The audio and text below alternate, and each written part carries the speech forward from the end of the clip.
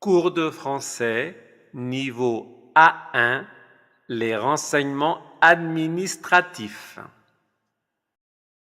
Donc ici, nous allons voir comment répondre aux renseignements administratifs. Donc il y a les questions et vos réponses possibles.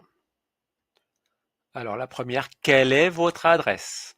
Alors on dit votre et non pas ton parce que la personne ne vous connaît pas. Donc elle vous voit. C'est comme vous aussi, quand vous lui parlez, vous ne dites pas tu, vous dites vous. Alors la réponse, j'habite au numéro de la rue à la ville. Avez-vous votre carte de séjour? La carte de séjour, c'est le document officiel pour les étrangers en France. Je vous rappelle que maintenant, pour la renouveler, il faut avoir un niveau A2 en français. Alors, si vous l'avez, vous répondez oui, la voici, ou alors non, elle est en cours. Ça veut dire qu'elle est en cours d'instruction, c'est-à-dire qu'elle est à la préfecture qui doit juger si vous respectez les conditions ou pas. Quel est votre numéro de sécurité sociale? Alors, la sécurité sociale, c'est très important pour vous, car cet organisme s'occupe de la santé. Votre santé et celle de vos enfants.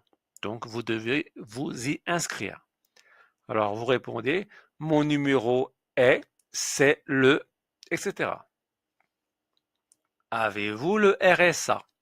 Alors, le RSA, c'est un revenu, c'est une aide financière qu'on donne aux personnes qui n'ont pas de ressources. Donc, et c'est la CAF qui s'en occupe. Donc, si vous n'avez pas beaucoup de ressources, c'est-à-dire que vous n'avez pas beaucoup d'argent pour vivre, il faut s'inscrire, il faut le demander. Alors, si vous l'avez, oui, voici le document, sinon vous dites non. Quel est votre identifiant France Travail? Alors, France Travail, c'est le nouveau nom de Pôle emploi. France Travail, sa mission est de vous aider à trouver un emploi. Donc, c'est obligatoire d'être inscrit quand vous cherchez un emploi.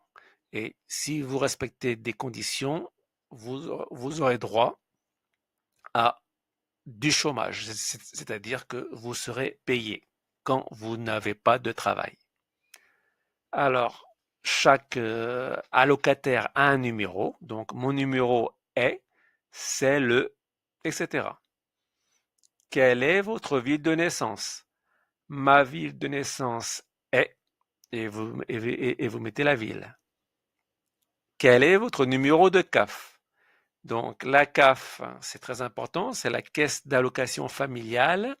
Elle s'occupe des aides au logement pour vous aider à payer des loyers quand vous avez des ressources qui sont un peu faibles.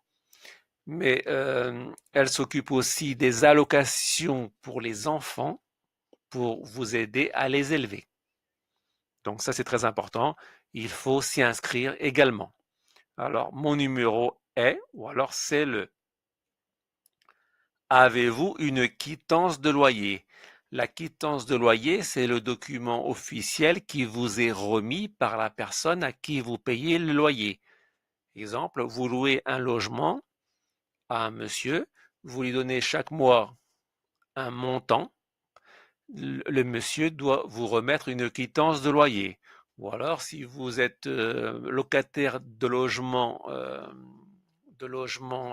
collectifs, c'est-à-dire dans les bâtiments, donc là, ce sont des organismes qui s'en chargent et ils vous remettront chaque mois ce document-là. Alors, si vous l'avez, vous dites oui, la voilà. Alors là, c'est la quittance de loyer.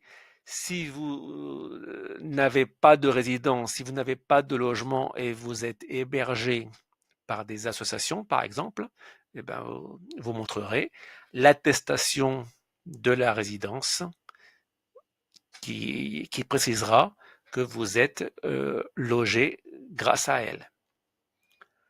Avez-vous un contrat de travail? Alors en France, quand on travaille, on a forcément un contrat de travail.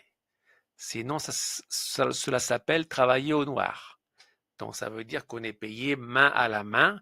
Et là, le problème, c'est que vous n'avez aucune protection sociale, vous n'êtes pas reconnu, et donc ça peut avoir beaucoup d'effets. Par exemple, vous travaillez dans un chantier, vous n'êtes pas déclaré, vous n'avez pas de contrat de travail, vous vous blessez, vous n'aurez pas droit à des aides. Donc, c'est très important. Et en plus, c'est illégal. Mais enfin, parfois, la vie est plus compliquée, hein. Alors, si vous l'avez, vous dites oui, le voici. Quel est votre type de contrat?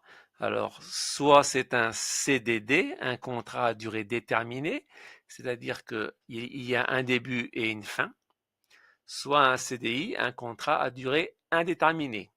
Donc là, il y a un début, mais il n'y a pas de fin. Voilà, c'est fini.